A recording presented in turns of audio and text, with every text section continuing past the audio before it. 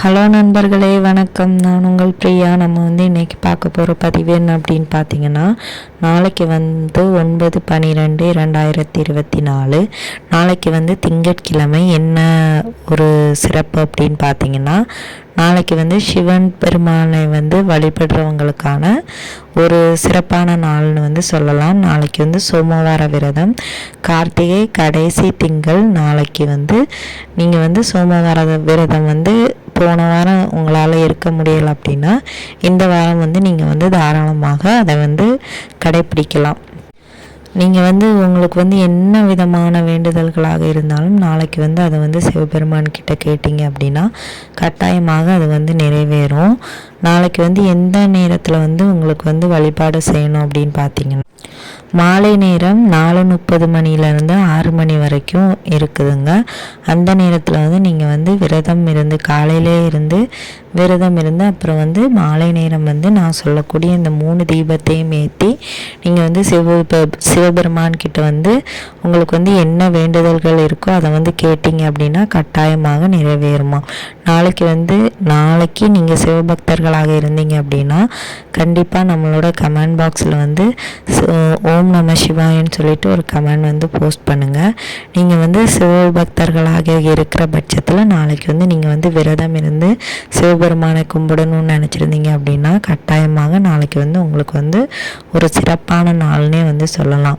நீங்கள் நாளைக்கு அனுதினமும் சிவபெருமானோட அந்த ஓம் நம சிவாயங்கிற அந்த நாமத்தை மட்டுமே ஃபுல்லாகவே உச்சரிச்சுட்டு உங்களால் ஃபுல் டைமும் சாப்பிட முடியாமல் இருந்தது அப்படின்னா காலையிலேருந்து மாலை வரைக்கும் சாப்பிடாமல் இருந்து அப்புறம் விளக்கேற்றிட்டு அதுக்கப்புறமா உங்கள் விரதத்தை நீங்கள் நிறைவு செய்து கொள்ளலாம். உங்களுக்கு என்ன மாதிரியான வேண்டுதல்களாக இருந்தாலும் நாளைக்கு அது நிறைவேறுமா.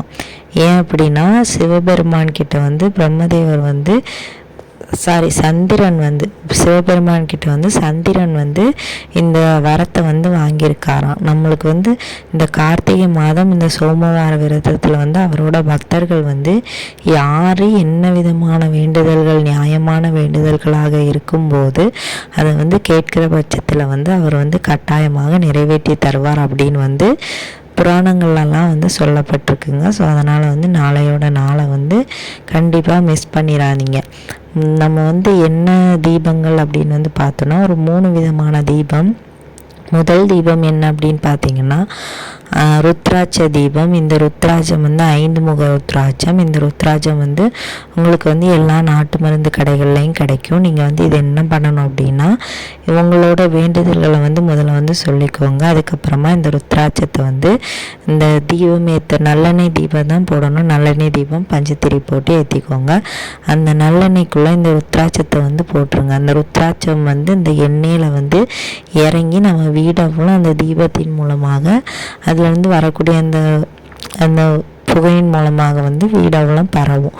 அதனாலே நம்ம வீட்டில் இருக்கிற எந்த விதமான கெட்ட சக்திகளாக இருந்தாலும் வெளியேறும். அப்புறம் செல்வத்திற்கு எந்த குறையும் இருக்காது. சகல கஷ்டங்களும் நீங்கி ஐஸ்வர்யம் பெருகும். அதுக்காகத்தான் இந்த ருத்ராட்ச தீபம் மறந்துடாமல் போடுங்க. அதுக்கப்புறமா 2வது தீபம் வில்வ இலை தீபம். இந்த வில்வ இலை உங்களுக்கு எல்லாருக்கும் தெரியும்.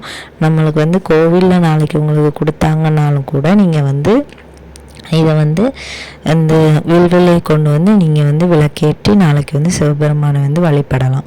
இந்த வில்வலை தீபம் போட்டு முடித்ததுக்கப்புறமா நீங்கள் அந்த வில்வலை எடுத்து உங்கள் பீரோலையோ இல்லை உங்கள் பர்ஸ்லையோ வச்சு நீங்கள் காசு வைக்கிற இடத்துல வச்சுட்டு வந்தீங்க அப்படின்னா காசு தட்டுப்பாடே இல்லாமல் உங்கள் கையில் எப்பவும் காசு நிற்கும். அந்த பணத்திற்கு எந்த விதமான குறைவும் வராது. சகல விதமான ஐஸ்வர்யங்களையும் இந்த வில்வலை உங்களுக்கு தரும். இது சிவபெருமானுக்கு எவ்வளவு சிறப்போ அதே போல் அவரோட பக்தர்களுக்கும் இது மிகவும் சிறப்பு வாய்ந்த ஒரு தீபம். நாளைக்கு மறக்காமல் இதை போட்டு ட்ரை பண்ணி பாருங்கள். 3வது தீபம் என்ன அப்படின்னு பார்த்தீங்கன்னா நெல்மணி தீபம். இந்த நெல்மணி தீபம் எதுக்காக போடுறோம் அப்படின்னா நம்மளுக்கு அந்த சாப்பாடில் எந்த விதமான குறைவும் இருக்கக்கூடாது. உணவு பற்றாக்குறையே நம்ம வாழ்க்கையில் வரக்கூடாது. அதுக்காகத்தான் இந்த நெல்மணி தீபம். இந்த நெல்மணி தீபம் எங்களுக்கு வந்து நெல் கிடைக்கல, நாங்கள் வந்து பச்சரிசியில் பண்ணலாமா புழுங்கல் அரிசியில் பண்ணலாமான்னு கேட்குறத விட உங்களுக்கு வந்து நெல் கிடைச்சது அப்படின்னா ரொம்பவும் சிறப்பு. உங்களால் முடிஞ்சது அப்படின்னா 3 தீபத்தையுமே ஏற்றுங்க, இல்லைன்னா 3ல் 1ஆவது கட்டாயமாக நாளைக்கு வந்து ஏற்றி பாருங்கள். நீங்கள் வந்து சிவபக்தர்களாக இருந்தீங்க அப்படின்னா கண்டிப்பாக செய்யுங்க. இந்த தீபம் நெல்மணி தீபம் ஏற்றி முடிஞ்சதுக்கப்புறமா அந்த நெல்லை வந்து மறுநாள் வந்து நீங்கள் வந்து பறவைகளுக்கு வந்து உணவாக வந்து கொடுத்துடலாம். அதுக்கப்புறமா நீங்கள் வந்து இந்த தீபங்கள் வந்து குறைந்தபட்சம் 1 மணி நேரமாவது எரியணும். அதுக்கப்புறமா நீங்களே வந்து அந்த தீபத்தை வந்து குளிர்விச்சிடலாம். உங்களுக்கு வந்து நாளைக்கு வந்து நீங்கள் வந்து என்ன செய்யணும் அப்படின்னு பார்த்தீங்கன்னா, நீங்கள் வந்து கண்டிப்பாக உங்களால் முடிந்தது அப்படின்னா ஒரு 3 பேருக்கு உங்களால் முடிஞ்ச உணவுகளை வந்து வாங்கி கொடுங்க. அதுலேயும் வந்து தயிர் சாதம் வாங்கி கொடுத்தீங்க அப்படின்னா அது வந்து ரொம்பவும் சிறப்பு. உங்களால் முடிஞ்சது அப்படின்னா ஒரு ஆளுக்காவது வாங்கி கொடுக்க முடிஞ்சால் வாங்கி கொடுங்க. நாளைக்கு வந்து இந்த உணவு தானம் பண்ணுறது வந்து உங்களுக்கு வந்து சகல புண்ணியங்களையும் வந்து கொண்டு சேர்க்குமாம். அதனால தான் வந்து சொல்கிறேன். அதுக்கப்புறமா நீங்கள் வந்து நாளைக்கு வந்து என்ன சிவபெருமானோட நாமங்கள் வந்து சொல்லணும் அப்படின்னு பார்த்தீங்கன்னா, நான் முதலே சொன்ன மாதிரி ஓம் நம சிவாயங்கிறத வந்து நீங்கள் வந்து ஒரு 27 முறை வந்து சொன்னீங்கனாலே போதும். ஒவ்வொரு தீபம் ஏற்றினதுக்கப்புறமா 27 முறை ஓம் நம சிவாய ஓம் நம சிவாயன்னு மட்டும் சொன்னீங்கனாலே போதும். அதுக்கப்புறமா விரதம் இருக்கிறீங்க அப்படின்னா நீங்கள் வந்து உங்கள் உடம்பு வாக்கை பொறுத்து அன்னைக்கு காலையிலேருந்து மாலை வரைக்கும் விரதம் இருங்க, இல்லை ஒரு வேளைக்கான விரதம் மட்டும் இருங்க. உங்களோட உடல்நிலை தான் முதல் முக்கியம். அதை பொறுத்து நீங்கள் வந்து விரதம் இருக்கிறதெல்லாம் வந்து முடிவு பண்ணிக்கோங்க. நாளைக்கு வந்து கட்டாயமாக நல்ல நாள். உங்களோட எந்த விதமான வேண்டுதல்களாக இருந்தாலும் சிவபெருமான் வந்து கட்டாயமாக நிறைவேற்றி தருவார். அதனால் வந்து நீங்கள் வந்து சிவபக்தர்களாக இருந்தீங்க அப்படின்னா உங்களுக்கு வந்து ஆல்ரெடி தெரிஞ்சிருக்கும். ஸோ வந்து நாளையோட கார்த்திகை சோமவார விரதம் வந்து முடியுது. நம்மளுக்கு வந்து என்ன கேட்டாலும் கிடைக்கும். இந்த கார்த்திகை சோம விரதத்தை வந்து நீங்கள் வந்து மிஸ் பண்ணிட்டீங்க அப்படின்னா இனி அடுத்த வருஷம் வரக்கூடிய கார்த்திகையில் தான் வந்து நம்ம வந்து விரதம் இருந்து நம்மளோட வேண்டுதல்களை வந்து கேட்க முடியும். அதனால் வந்து இந்த கார்த்திகை கடைசி திங்கட்கிழமையை வந்து மிஸ் பண்ணிடாதீங்க. மறக்காமல் ஒரு தீபமாவது போட்டு சிவபெருமான் கிட்ட உங்களோட வேண்டுதல்களை வந்து கேளுங்க. இந்த பதிவு வந்து உங்களுக்கு உபயோகமாக இருக்கும்னு நினைக்கிறேன். இந்த பதிவு உங்களுக்கு உபயோகமாக இருந்துச்சு அப்படின்னா லைக் பண்ணுங்கள், ஷேர் பண்ணுங்கள், மறக்காமல் நம்ம சேனலை சப்ஸ்கிரைப் பண்ணி வச்சுக்கோங்க. இந்த வீடியோவின் முழு பதிவை பார்த்ததற்கு மிக்க நன்றி.